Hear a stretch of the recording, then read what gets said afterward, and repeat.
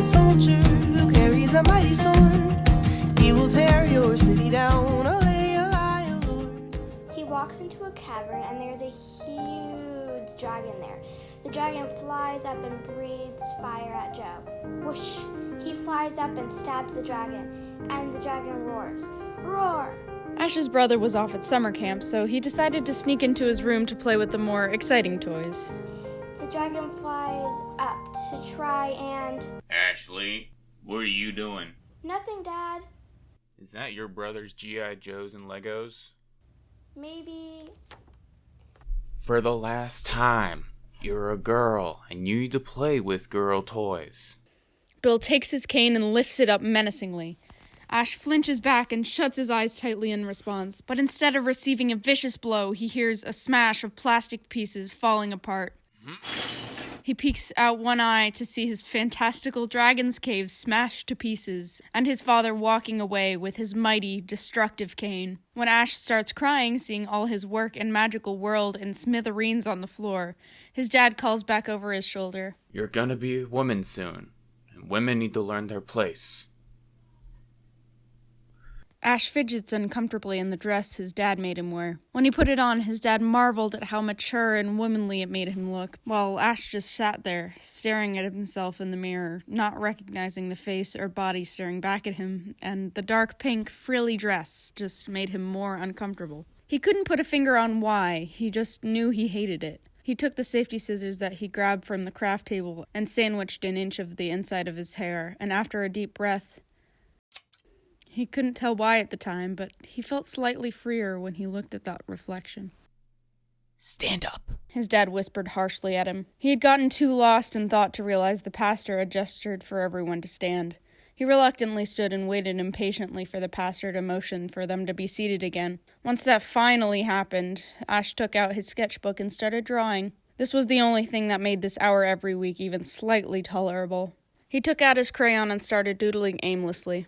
He drew a man with a flowing cape behind him, as well as the 7-year-old can, with a sword in hand and a crown on his head. Before he could be finished making the blade of the sword, his father pinched him to get him to stand up again. He looked around confused for a second, as not as many people had stood, but then he realized the pastor asked for the veterans and families of veterans to stand.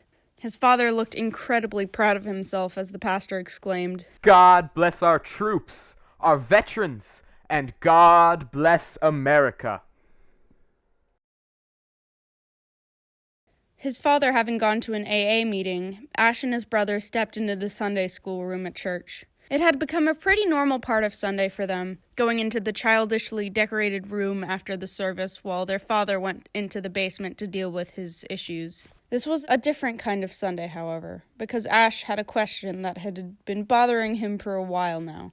He didn't really have the words to put to it, but he realized he didn't really fit in with the other girls at his school, the Sunday school, or anywhere else. He got along with them just fine, but he always felt more comfortable with the boys of his class.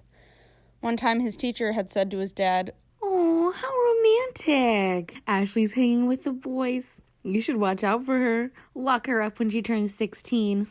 She had laughed it off, and his father had made some offhand comment like, I'm not gonna let her date till she turns 30. He had awkwardly walked away to go doodle. He knew it wasn't for romantic reasons. He barely knew what that word meant at the time. He just knew he felt more comfortable when he played dress-up with his brother and wore his clothes, or played with Dragon or G.I. Joe dolls or Legos rather than Barbies. He didn't know what this meant, but surely the pastor would. Dad said he knew everything, so he'd be able to answer the question. His brother went over to read in a relatively quiet corner, as he usually did. Instead of going over to the drawing table or reading a fantasy book next to his brother, he tugged on the sleeve of the pastor. Hey, Pastor Joel. Yes, Ashley. I have a sort of weird question. God makes all our answers clear in time, but I'll do my best. What would happen if I was a boy? I like my brother's clothes and toys better than mine, but my dad won't let me play with them. Well, God made you the way you are for a reason, and you should appreciate the body and gender he gave you. I think we should have a talk with your father about this. His father did not react well. You wanna be a boy? He exclaimed incredulously. God made you a girl, and God don't make mistakes. That's what I told her. She'll always be your daughter and a daughter of God. She needs to learn her place. Oh, I'll make sure that happens. Ash grabbed the small lock of hair that he had put in the pocket of his leggings under his dress so that no one would find it. It gave him a small sense of comfort as he sat uncomfortably, getting bombarded for a simple question. His brother, Sam, walked over to him as he cried alone in the corner.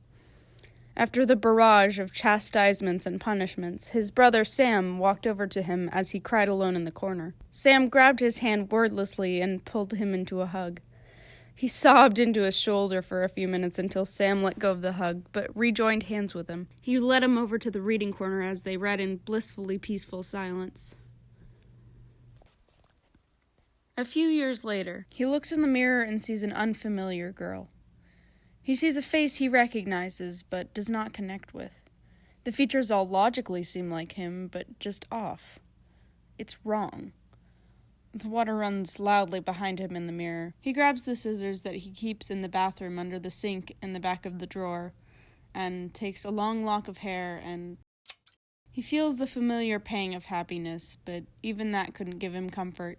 It just makes him think about the rest of his much too long hair. He takes a final look at himself in the mirror before hopping under the steaming water.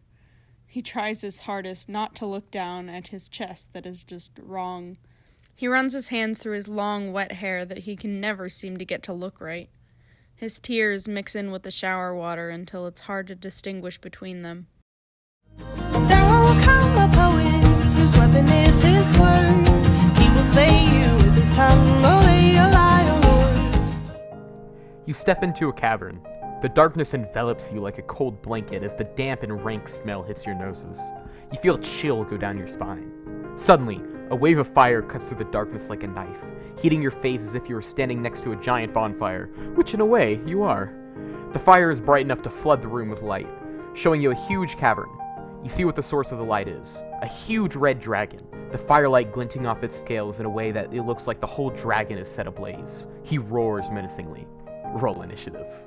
Ash and his friends sit around a table, crunching their chips in awe, completely enraptured by the story. He puts his chips down and rolls a die. The battle commences.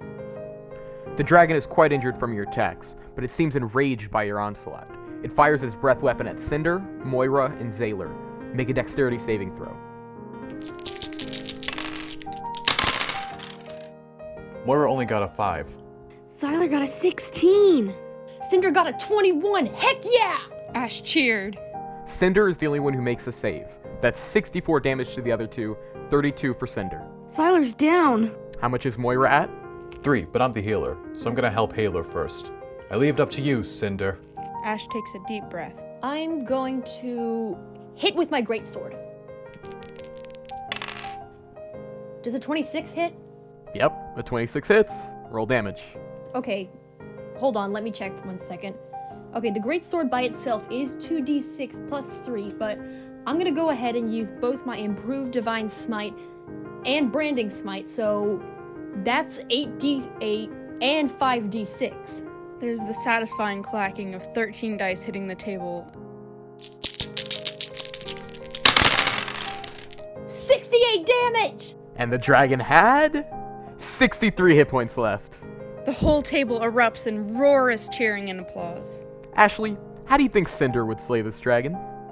Cinder takes his sword, stares the giant dragon in the face, and says, "No one hurts my friends." He looked in the mirror for the millionth time. The same unfamiliar girl stared back. He was done. If he could slay a literal dragon in the D&D campaign, there's no way he couldn't say 2 words. Those 2 words swam around his head over and over. I'm transgender. The scariest words he would ever utter. He looked at the scissors that had cut so much of his hair over the years. Even if his dad didn't accept him, he would at least be able to look in the mirror. He grabbed a fistful of his hair and chopped. He chopped and snipped until it was shorter than it had ever been before. He looked up from the hair-covered counter to the remaining hair on his head. It was like he always imagined it. A bit lopsided and patchy in places, but it was finally short. He walked into the living room. The dark brown couch that his dad and brother were sitting was in stark contrast to the brightness of the TV reflecting on their faces. His dad was drinking a beer, and his brother was just watching quietly. Currently, there was a soap opera on, and his dad burst out laughing as one character slapped another, for one melodramatic reason or another. His brother cracked a small smile, but mostly stayed stoic and quiet. Ash nervously fiddled with the zipper on his hoodie that was slightly too large. The vibration of the zipper going up and down and the faint of the repetitions calmed him down slightly, but nothing could truly ease his nerves until he'd said what he'd wanted to say for years now. He cleared his throat to get their attention. Hey, Dad? Sam? I have something to tell you. His brother looked up curiously while his dad just stayed staring at the screen.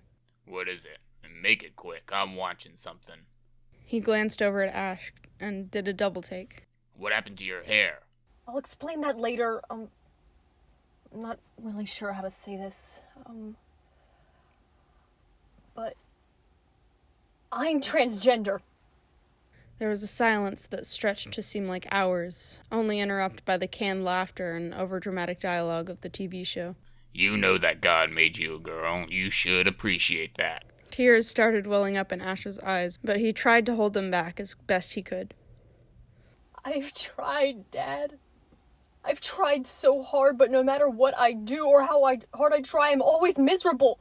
I try to please you and make you proud of me, but I can't do it. So no matter what you think, I'm gonna do what makes me happy. I don't care how uncomfortable it makes you. I'm going to be me, so I don't hate myself every single time I look in the mirror or look in the closet and see all the dresses or get a haircut and you ask for something more feminine. I'm going to do what makes me happy, and there's nothing you can fucking do about it. Watch your language. I say everything that's made me miserable for the last who knows how long. And you just tell me to watch my language. Not knowing what else to say, he stormed upstairs into his room and immediately started sobbing into his pillow. This is not a new thing. He's cried into this very pillow seemingly hundreds of times, but this one seems to sting so much more. He was crying so loud he barely noticed the yelling coming from downstairs from both his father, who yells quite often, but also from his normally quiet brother. He was still curled in a ball, crying and feeling incredibly empty, when he heard a very light knock on the door. He didn't say anything, but his brother slowly opened the door to find Ash curled around a pillow with a puddle of tears that, to Ash, seemed like a vast ocean, but to his brother looked like a slightly darker splotch of fabric on the pillowcase. He walked over to the bed and sat down silently. Ash turned so his back was to him, thinking he was there to rub salt into his years-old wounds. However, Sam put a hand on his back and handed a tissue from his bedside table. Not expecting that, Ash sat up slowly, just to get even more shocked as Sam embraced him into the deepest hug he'd ever gotten. After a long time of hugging and Ash crying even more onto his shoulder, Sam let up on his embrace and whispered, I love you. I will always love you. You will always be my brother.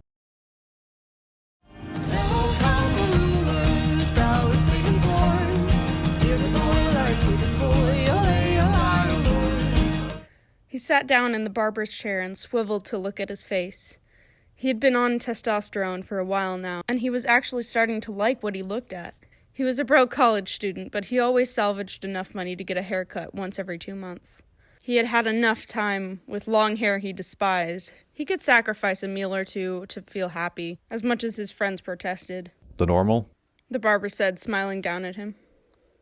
He walked and laughed with his partner and another trans friend down the street when he passed a church.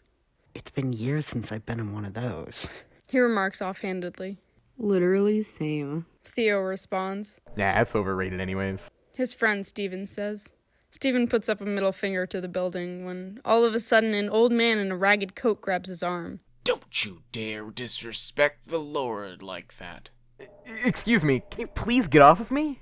Steven asked, starting to get scared. What are you anyways? Are you a boy or a girl? A boy? Now get off. Then why are you wearing a skirt? I'm sorry, but why do you care? Ash interjected. Because the Lord made you a girl and you're disrespecting his name by doing this. The man picks up a stick, but Ash jumps in the way before he can hit Stephen. The twigs on the stick hit his brow, bruising it and drawing some blood. Ash punches him in retaliation while he's still reeling from it. Let's get out of here, Theo said, hurrying them away. Ash looks in the mirror of his apartment bathroom. There are assorted pictures of him with his partner, brother, and roommates taped to the edges to remind him of the people who love him. As he scans the different faces of the people who see him for who he is, he looks at the corner of the mirror at the small picture of him as a child, with his brother and a tear across it. As much as he misses his dad, he doesn't have room for people who don't accept him. After scanning those and the to-do list for the day, his eyes land on his face, the same face that years ago he had despised to look at. After being on testosterone for a long while now, he finally likes the features staring back at him. His eyes scan down to his bare chest with the long top surgery scars, which he sometimes tells people are from a dramatic sword fight, being the only thing standing out on his flat chest that he loves, and paid a lot of money for. A designer chest, as he jokes with his friends. He ruffles his short hair, floppy on the top with shaved sides. He smiles for the 1,000th time, because no matter how many times he looks at himself, he still can't really believe that he is finally who he always dreamed he could be. He grabs his eyeshadow and puts a bit on, because as his partner says, fuck gender norms. After his eyes are properly colorful, he grabs his sword earring. He goes into his room after passing and kissing Theo, his partner, in the hall, and he takes his favorite checkered button-down, ripped jeans, and a painted jacket. He grabs his D&D notebook as he heads out to Dungeon Master for the first time. He is finally happy. Oh!